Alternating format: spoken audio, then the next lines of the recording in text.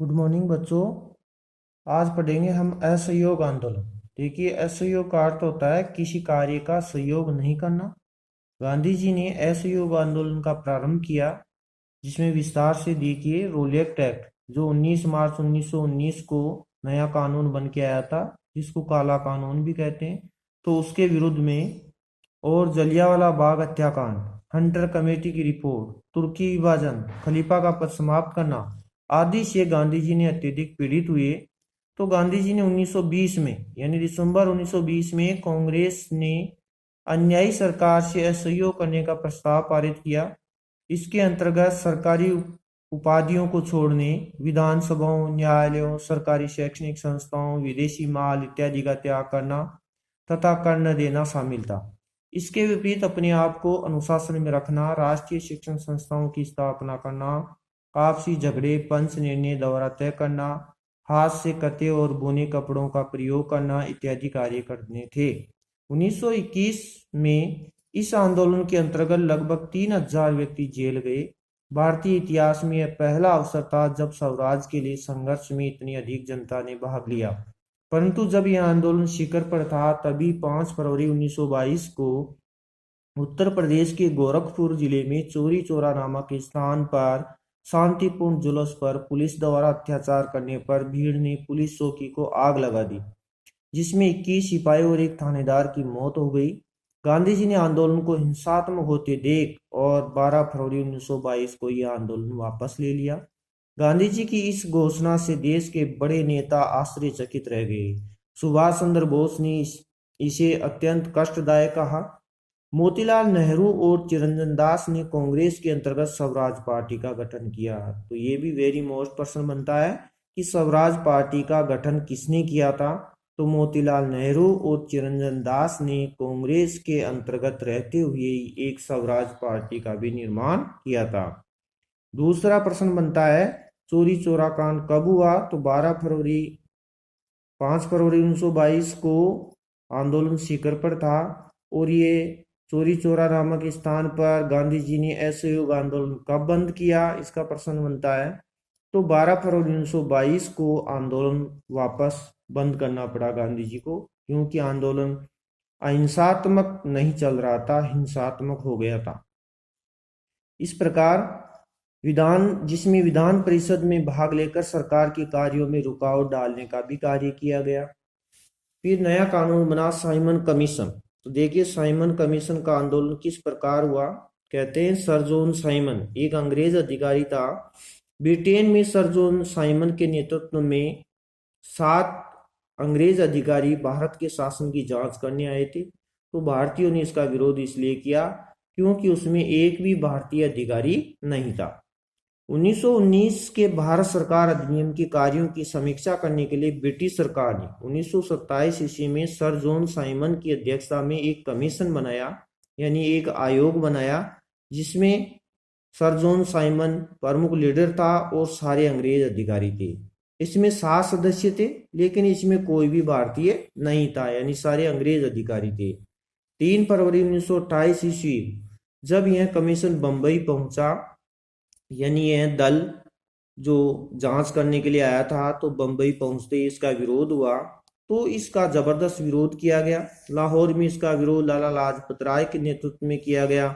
विरोध कर रहे लोगों पर पुलिस ने अंधाधुंध लाठियों की वर्षा की, जिसमें लाला लाजपत राय के सीने में चोटें आई और 1 महीने बाद उसका देहांत हो गया। 1930 को इस कमीशन की रिपोर्ट आई, जिसमें कहीं भी औपनिवेशिक स्वराज्य की स्थापना की बात नहीं कही गई। फिर आंदोलन शुरुआत सविनय अवज्ञा आंदोलन। इसका अर्थ होता है, सविनय का अर्थ होता है विनम्रता पूर्वक आज्ञा का उल्लंघन करना। तो 30 दिसंबर 1929 ईस्वी को कांग्रेस अधिवेशन में पंडित जवाहरलाल नेहरू की अध्यक्षता में कांग्रेस ने पूर्ण स्वराज्य का प्रस्ताव पारित किया। पूर्ण स्वराज्य के लक्ष्य को प्राप्त करने के लिए यह आंदोलन प्रारंभ हुआ, जिसका विस्तार से वर्णन किया गया है कि गांधी जी अपने साथियों के साथ, जिसके 78 सहपाठी थे, उसके साथ थे। तो इसमें 78 सदस्यों के साथ साबरमती आश्रम से 200 किलोमीटर दूर गुजरात में समुद्र के तट पर स्थित दांडी गांव के लिए पैदल चले। 6 अप्रैल 1930 ईस्वी में दांडी पहुंचकर नमक बनाकर अंग्रेजी कानून को तोड़ा। इस आंदोलन में गैर कानूनी नमक बनाने, महिलाओं द्वारा शराब की दुकानों, अफीम के ठेकों, विदेशी कपड़ों की दुकानों पर धरना देना था। विदेशी वस्त्रों को जलाना, चरखा काटना, छुआछूत से दूर रहना, विद्यार्थियों द्वारा सरकारी स्कूल कॉलेज छोड़ना तथा सरकारी कर्मचारियों को नौकरियों से त्याग पत्र देने का आह्वान गांधी जी ने किया। यह आंदोलन तेजी से पूरे भारत में फैल गया। देश भर में जनता हड़तालों, प्रदर्शनों और विदेशी वस्त्रों के बहिष्कार में भाग लेने लगी। इस आंदोलन की विशेषता ये थी कि इसमें महिलाओं ने भी भाग लिया और थोड़े समय में ही 60,000 लोग जेलों में डाल दिए गए। 5 मार्च 1931 को सरकार और कांग्रेस के मध्य गांधी जी के इरविन समझौता हुआ। ये भी एक प्रश्न बनता है महत्वपूर्ण 1 नंबर का, गांधी इरविन समझौता कब हुआ? तो इसका डेट है 5 मार्च 1931। वायसराय ने इस बात की घोषणा की कि भारतीय संवैधानिक विकास का उद्देश्य भारत को डोमिनियन स्टेट देना है। गांधी जी ने भारतीय संवैधानिक सुधारों के लिए बुलाए गए दूसरे गोलमेज सम्मेलन में भाग लिया। गोलमेज सम्मेलन उसे कहा गया है कि ब्रिटेन में वहां बात करने के लिए गांधी जी को बुलाया गया। जो चारों ओर से गोल टेबल थी उस पे आमने सामने बात होती है, उस गोलमेज टेबल के ऊपर बुलाया गया जहां बातचीत करनी थी। तो गांधी जी दूसरे गोलमेज सम्मेलन में गए। वे वहां निराश लौटे और पुनः 1932 ईस्वी में सविनय अवज्ञा आंदोलन प्रारंभ किया। निराश से लौटे कि उनसे किसी प्रकार की कोई बात नहीं हुई।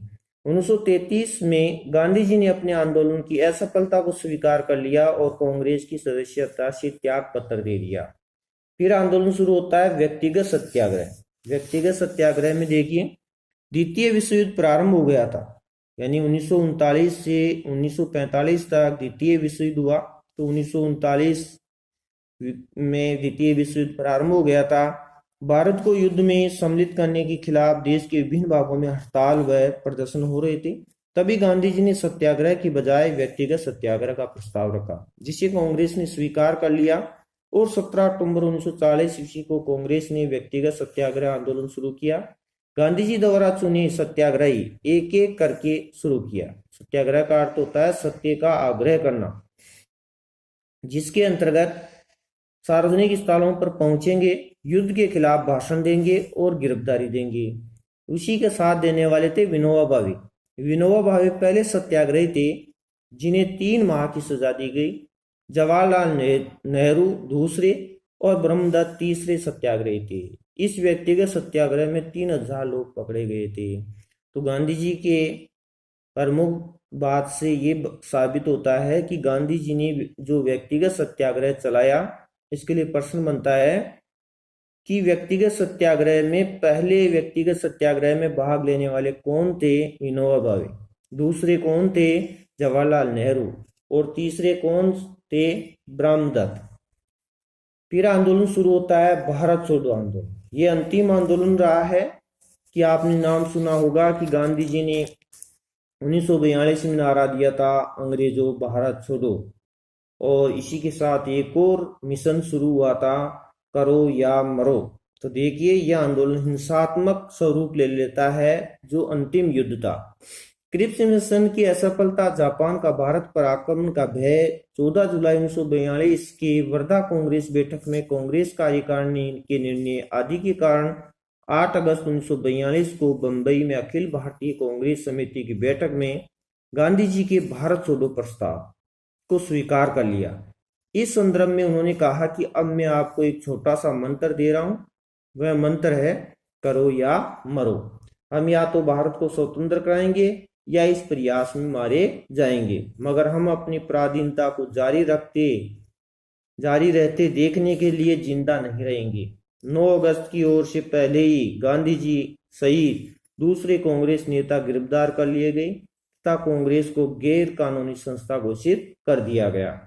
इस आंदोलन की कोई निश्चित योजना नहीं बनाई गई थी, यानी विशेष योजना के रूप में नहीं बताया गया है, जिसमें इस आंदोलन में शांतिपूर्ण हड़ताल करना, सार्वजनिक इस सभाएं करना, लगान देने से मना करना, तथा सरकार का असहयोग करने की बात कही गई। इस आंदोलन को गांधी जी ने अंतिम संघर्ष बताया, अतः जनता के जिस ढंग से ठीक समझा, अपनी प्रक्रिया व्यक्त की। पूरे देश में एक स्वतः स्फूर्त आंदोलन खड़ा हुआ। कारखाने, स्कूलों और कॉलेजों में हड़तालें और कामबंदी हुई। पुलिस थानों, डाकखानों, रेलवे स्टेशनों पर हमला किए गए। कांग्रेस सोशलिस्ट पार्टी के अधिकांश नेता गिरफ्तार से बच गए थे। इसके नेताओं ने भूमिगत रहकर आंदोलन चलाया, जिसमें जयप्रकाश नारायण, राम मनोहर लोहिया और अच्युत पटवर्धन, रामानंद मिश्रा, एस.एम. जोशी प्रमुख थे। इस आंदोलन में जयप्रकाश नारायण की महत्वपूर्ण भूमिका रही और अरुणा असफाल अली ने मुंबई में इस आंदोलन का सफल नेतृत्व किया। इस आंदोलन के दौरान अनेक शहरों, कस्बों और गांवों में आंदोलनकारियों ने समांतर सरकार भी बना ली थी। इस आंदोलन का भी दमन कर दिया गया।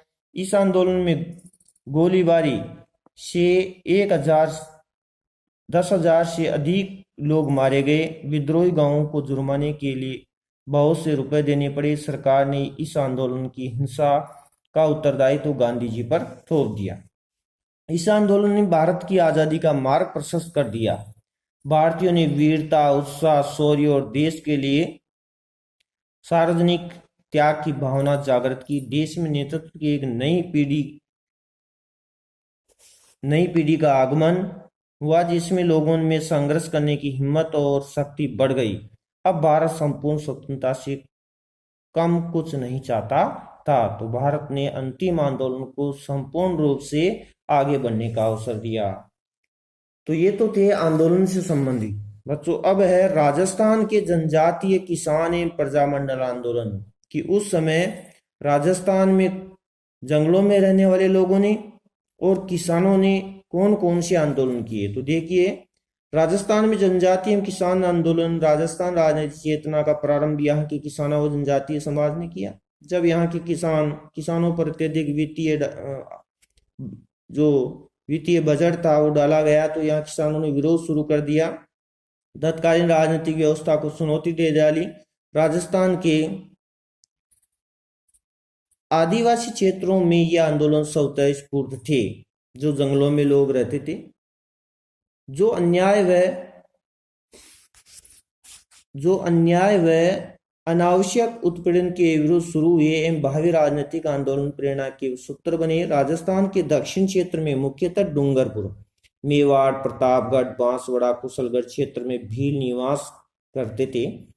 भील अत्यंत परंपरावादी आदिवासी जाति है कि परंपरा के अनुसार वे अपने रीति रिवाज मानते थे, जिसमें जो अपनी सामाजिक एवं आर्थिक स्तर को लेकर सजग रहती है। जब इन परंपरागत अधिकारों का हनन होने लगा, तो इन्होंने शासकों को अंग्रेजों के विरुद्ध विद्रोह कर दिया, जिनमें पहला आंदोलन था भक्त आंदोलन। देखिए, भक्त आंदोलन का नेतृत्व करने वाले भगत पंत के नाम से जाने जाते हैं, जिसको भगत पंत की स्थापना की। भीलों को सामाजिक व नैतिक उत्थान के लिए गोविंद गुरु इनका नेतृत्व किया। गोविंद गुरु ने सम सभा स्थापित की एवं उन्हें हिंदू धर्म के दायरे में रहकर रखने के भगत पंथ की स्थापना की। सम सभा द्वारा मेवाड़, डूंगरपुर, ईडर, गुजरात, विजयनगर और मालवा के भीलों ने सामाजिक जागृति से शासन को संस्कृत हो उठा और भीलों ने भगत पंथ छोड़ने के लिए विवश किया। भीलों को भगत पंथ छोड़ने के लिए विवश किया जाने लगा। जब भीलों को बेगार कृषि का अर्थ होता है कि जिस काम को करने से कोई पैसा नहीं मिलता है, तो बेगार कृषि कार्य करने के लिए बाध्य किया और जंगलों में उनके मूलभूत अधिकारों से वंचित किया गया, तो उन्होंने आंदोलन प्रारंभ कर दिया। अंग्रेजों ने गोविंद गुरु द्वारा चलाए जा रहे इस सामाजिक सुधार एवं संगठन के पीछे भील राज्य की स्थापना की संभावना व्यक्त की। अंग्रेजों को ऐसे लगा कि गोविंद गुरु भीलों का एक अलग राज्य घोषित करना चाहता है और वह आजाद होना चाहता है, तो अंग्रेज सरकार डरी हुई थी। गोविंद गुरु को अप्रैल 1913 में डूंगरपुर राज्य द्वारा गिरफ्तार कर लिया गया, लेकिन बाद में छोड़ दिया गया। तो गोविंद गुरु अपने साथियों के साथ मानगढ़ की पहाड़ियों पर चले गए, जहां भील अत्यधिक रहते हैं। जैसे ही उनको जेल से छोड़ा, तो वे मानगढ़ की पहाड़ियों पर भीलों से बातचीत करने के लिए चले गए। तो अंग्रेजों को डर था कि न कहीं ये भील आक्रमण कर दे। मानगढ़ की पहाड़ियों पर जैसे ही गोविंद गुरु पहुंचे तो ये बताया जाता है अक्टूबर 1913 ईस्वी को अपने संदेश द्वारा भीलों को मानगढ़ की पहाड़ी पर एकत्रित होने को कहा और भील हथियारों सहित बड़ी संख्या में एकत्रित हुई। भीलों की इस एकता से भयभीत अंग्रेजों ने सेना भेजी। अंग्रेजों को ऐसा लगा कि गोविंद गुरु किसी न किसी प्रकार से षड्यंत्र रचने वाला है, तो उन्होंने अंग्रेजी सेना भेज दी, जिसने मानगढ़ की पहाड़ी पर पहुंचकर गोलाबारी कर भीलों को तीतर बितर कर दिया। सरकारी आंकड़ों के अनुसार इस कार्यवाही में 1500 भील मारे गए। इस प्रकार भगत आंदोलन को निर्ममतापूर्वक कुचल दिया गया और गोविंद गुरु को 10 वर्ष की कारावास की सजा सुना दी गई। तो देखिए 10 वर्ष की सजा उनको मिली और बहुत से भील मारे गए। इसी तरह से एक और आंदोलन था, एकी आंदोलन, जो जंगलों में रहने वाले, जहां भगत आंदोलन को कुचलने के बाद भगत आंदोलन दबा दिया गया तो भीलों का विरुद्ध सरकारी नीति जारी रही। 1917 ईस्वी में भीलों व गरासियों ने मिलकर के महाराणा